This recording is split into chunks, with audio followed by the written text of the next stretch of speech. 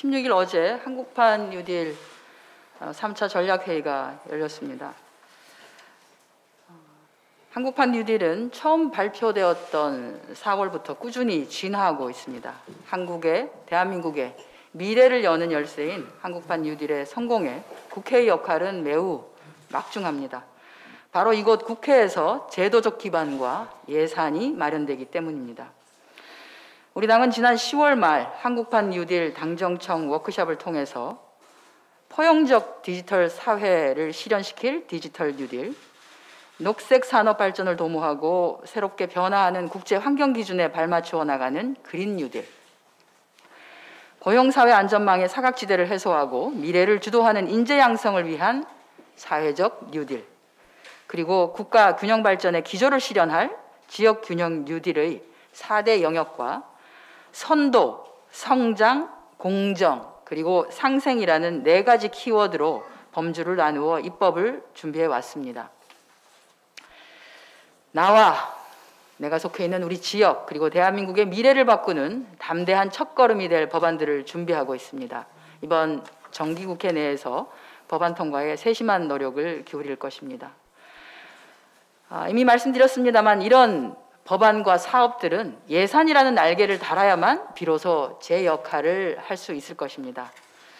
어제부터 국회는 예산조정소위원회를 열어서 내년도 예산안에 대한 세부 심의에 돌입했습니다. 국민의힘은 예결선 소위에서부터 지속적으로 뉴딜 예산에 반대하고 반발하고 뉴딜 예산의 절반 삭감을 주장하고 있습니다. 부디 정부와 여당이 추진하는 사업에 대한 묻지마 삭감이 아니기를 바랍니다. 2021년도 예산안은 코로나로 어려워진 대한민국의 현재를 살피고 미래 동력이 될 새로운 산업에 대한 성장의 발판을 마련하는 여야를 뛰어넘는 대한민국의 미래를 준비하는 국가적인 핵심 정책 과제를 시행하기 위한 예산임을 부디 명심해 주시기를 바랍니다. 방역당국이 오늘 수도권에 대해서 거리두기 1.5단계로 격상했습니다. 코로나19와의 싸움은 긴 호흡으로 봐야 한다는 것이 자명해졌습니다. 좋아졌다가도 언제 그랬냐는 듯이 또 비상 상황으로 돌입하기도 합니다. 어려움이 많습니다. 여러 어려움이 있더라도 나와 내 이웃 그리고 지역 공동체와 지역 경제를 위해서 방역당국의 지침에 꼭 따라주시기를 바랍니다.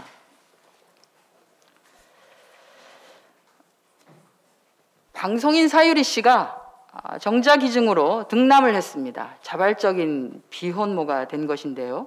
축하드리고 또 아이에게 축복드립니다. 아이가 자라게 될 우리 대한민국이 그 아이에게 더 열려진 사회가 될 수 있도록 우리 모두가 함께 노력해야 할 것입니다. 국회가 그렇게 역할을 하도록 하겠습니다. 입양된 16개월 영아의 학대로 인한 사망, 사고, 전 국민의 공분을 사고 있습니다. 다 이렇게 묻습니다. 아니 해외는 아동의 학대가 예상되는 경우에 아동 분리를 시키던데 왜 우리는 그렇게 하지 않냐? 왜 분리시키지 않아서 결국은 그 학대로 인해서 아동이 사망하기까지 이르게 하느냐? 분노하고 계십니다.